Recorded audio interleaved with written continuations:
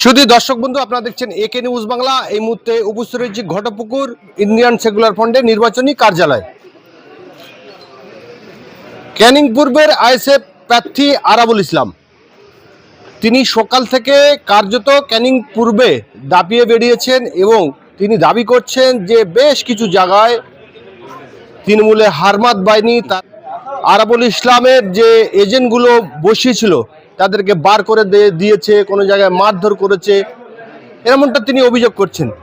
তিনি বেশ কিছু বুথে রিপোলিংয়েরও দাবি করছেন।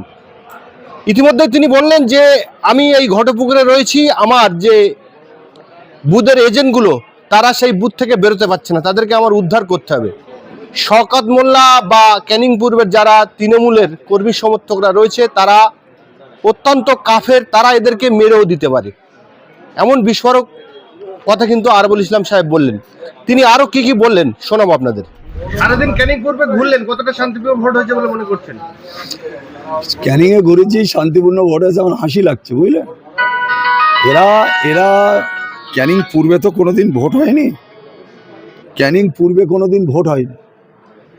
আজকে আমি ক্যান্ডিডেট বলে হয়তো সব বুথে এজেন্ট দিতে পেরেছি, বহু জায়গায় এজেন্টের পরেও সেখানে লুটপাট করেছে। আমি একটা জিনিস অবাক হয়ে যাচ্ছি যে ক্যানিং পূর্ব বিধানসভায় কে ছিল এতদিন। আপনারা দেখেছেন যার মাতচোর বলে বিখ্যাত সেই ভদ্রলোক ক্যানিং পূর্বের এমএলএ ছিলেন ক বছর? 10 বছর। তার আগে কি ছিল? সিপিএমেরও উনি নেতা ছিলেন, তৃণমূলেরও নেতা উনি। তাই আজকে আমার হাসি পাচ্ছে কেন যে যারা হারমাত, যারা ভোট লুট করে, যারা গণতন্ত্রকে ধ্বংস করে, যারা গণতন্ত্রের গলা টিপে মেরে দেয়, তারা আজকে বলছে তাদের ভাষা শুনলে হাসি লাগছে। আমি একটা কথা বলি যে দীর্ঘদিন ধরে ক্যানিং পূর্ব বিধানসভায় ভোট হয়নি, এবারে মানুষ মন খুলে ভোট দিতে পেরেছে, কিন্তু এজেন্টটা বার হতে পারছে না। কেন?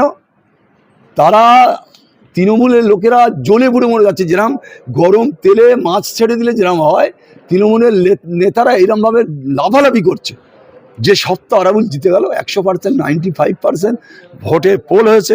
এরা পাগলের মতন করে বেড়াচ্ছে, এজেন্টদের খেয়ে নেবো, এজেন্টদের মেরে দেবো, এজেন্টদের বেরোতে দেবো না, এই হুমকি সর্বত্র চলছে ক্যানিং 2 নম্বর ব্লক।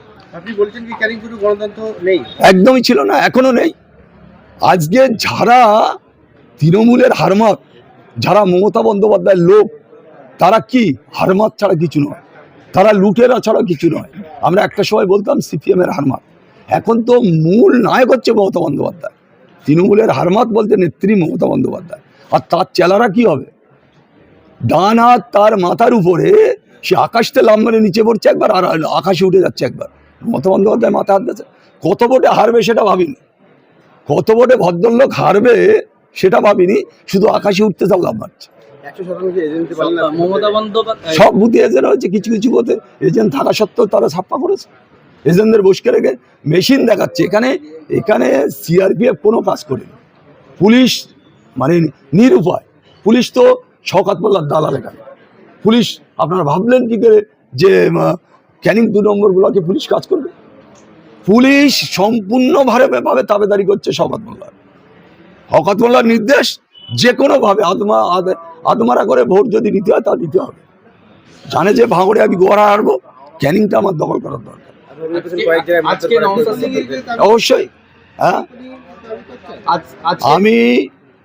আমি যেটা বলছি, ক্যানিং পূর্বের মানুষ ভোট দিতে পেরেছে, কিছু কিছু জায়গায় ছাপ্পা হয়েছে।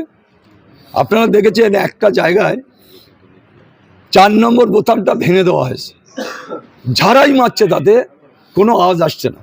আমি নিজে, হাকিমুল আমাকে ফোন করলো, আমি প্রথম ঘুরে আসি, প্রথম বললো যে কোনো অসুবিধা নেই, সুষ্ঠু ভোট হচ্ছে। আপনি প্রিসাইডিং অফিসার আমার বললো, স্যার সুষ্ঠু ভোট হচ্ছে, আপনার কোনো অসুবিধা নেই, আপনি যেতে পারেন। আমি ওখানে দাঁড়িয়ে আছি, একটা মেয়ে 5 বার গেল, যতবার মানে 4 নম্বর বোতাম টিপছে, কোনো আওয়াজ হচ্ছে না। আমি এবার এনার ভদ্রলোকের বললাম, প্রিসাইডিং অফিসার, আমি ফের ব্যাক করে চলে গেলাম। ব্যাক করে গিয়ে দেখছি, আমি প্রিসাইডিং অফিসারে বললাম যে আমি আমার বোতামটা দেখতে চাই। আমি 2টো এজেন্টের বললাম, তোমরা তো তৃণমূলের এজেন্ট, তোমরা আমার সাথে চলো। তাদের ডেকে নিয়ে দেখলাম সত্যিকারেরই 4 নম্বর বোতামটা ভেঙে দিয়েছে। ইভিএম পাল্টানো হয়েছে। এভিএম তারপরে 1.5 ঘন্টা পরে ইঞ্জিনিয়াররা এসছে, এভিএম সাথে করে নিয়ে 1.5 ঘন্টা পরে বসানো হয়েছে। সেটা কত জায়গায় আপনাদের কর্মীদের মারধর করেছে এমন অভিযোগ? 15 থেকে 20টা বুথে, 15 থেকে 20টা 25টা বুথে মেরেছে আমাদের কর্মীদের। আর এইটা সম্পূর্ণভাবে আমি যেটা বলেছি, আমি 1 ঘন্টা ছিলাম, তারপরে গোটা 3-4টে অঞ্চলের তৃণমূলের যারা এসছে তারা এসে আমার গাড়ি ঘেরাও করলো, আমার উপরে চড়া হলো। কোন জায়গায়? এটা হচ্ছে ওই কালিকাপুর অঞ্চলে, কালিকাতলা অঞ্চলে এক দেউলিতে আমরা রিপোলিং দাবি করেছি 10টা, সেটা আমরা দিয়েছি। সেটা নির্বাচন কমিশন তদন্ত করবে, দেখবে কোন কোন জায়গায় কি অসুবিধা হচ্ছে সেটা দেখবে। কিন্তু একটা ব্যাপার সব থেকে যেটা দেখার ব্যাপার, শওকত মোল্লা কি সুন্দরভাবে ভাঙড়ে গিয়ে ভোট করছে, আর ক্যানিং ওনার চামচাদের বলে দিচ্ছে তোরা বুথ দখল কর, মার, এজেন্ট বসতে দিস নি, এজেন্টদের গলা ধাক্কান দে, এই করছে। এখন আমি একটা এজেন্টও তুলতে পারিনি, আমি এখন যাচ্ছি, আমি আমার নিজের বলে আমি এজেন্টগুলো তুলবো। আমি তাদের যাতে কোনো রকম এজেন্ট না আক্রমণ করলে মেরে দেবে, গুলি করবে, মেশিন নিয়ে বসে আছে একটা বুথে। তাই আমি এখন সেখানে পৌঁছবো। সিআরপিএফ চুরি হাতে দিয়ে বসে আছে, সিআরপিএফ চুরি হাতে দিয়ে বসে আছে, আমি তো দেখছি। সকাল থেকে আপনি রীতিমতো ক্যানিং পূর্ব এলাকা দাপিয়ে বেরিয়েছেন। নওশাদ সিদ্দিকী আজকে বললেন তাদা নেতা এলাকায় আছে, কোনো চাপ নেই, তারপরেও এই ঘটনা ঘটছে। আমরা চলে আসছি, আমার এজেন্ট বসে দিয়ে আসছি পরিপূর্ণভাবে। সেখানে বসে দিয়ে আসার পরে যদি কেউ আমার পেছন দিকে মেশিন ধরে, এরকম করে মেশিন ধরে, তো আমি কি করবো? তাদের তো মেশিন ধরা হচ্ছে, তাদের বিভিন্নভাবে ভয় দেখানো হচ্ছে, কিন্তু কোনো এজেন্ট উঠে পালায়নি। এইটা আমার কাছে একটা বুক বলাচ্ছে, কোনো এজেন্ট উঠে পালায়নি। তাদের কথা হচ্ছে নির্বাচন শেষ হয়েছে, তোমরা আমার নিয়ে যাও। আমি এখন 3-4 খানা গাড়ি নিয়ে সেখানে যাচ্ছি। প্রতিটা বুথে যেভাবে এজেন্ট বসেছি আমি সেইভাবেই এজেন্ট তুলবো। আমি চাই তারা সুষ্ঠুভাবে ফিরে আসুক। তারপরে ভোটের কি পিন্ডি হলো, কি হলো, আমি চাই না একটা ছেলে লস হোক। আমি তো জানি ওরা মেরে দিতে পারে। শওকত মোল্লার লোকেরা হচ্ছে কাফের, ওরা 1-2 খুন করলে ওদের কিছু যায় আসে না, খুন করতে রাজি আছে। জেলা পরিষদের যে কর্মদক্ষ একটা এমন অপদার্থ নির্লজ্জ, সে মেশিনে করে বেড়াচ্ছে। রাজনীতিতে কোথায় ঠেকেছে? রাজনীতিটা অসভ্য একটা জেলা পরিষদের যে কর্মদক্ষ একটা ইডিয়েট জানোয়ার, সে মেশিন নিয়ে ঘুরছে। আজকে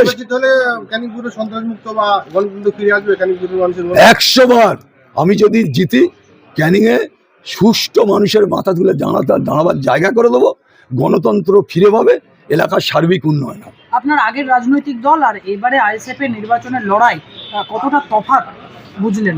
তফাতের কিছু নেই। আমি যখন লড়াই করেছি 2006 সালে সিপিএমের বিরুদ্ধে লড়াই করে আমি জিতেছি।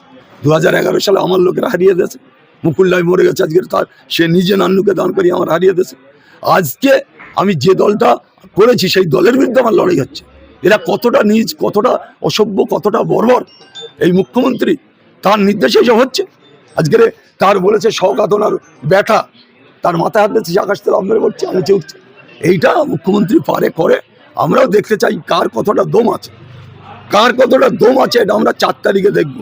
আর আজকের আমার কাজ করার সুযোগ করে দিন, আমি অন্তত এজেন্টগুলো তুলি।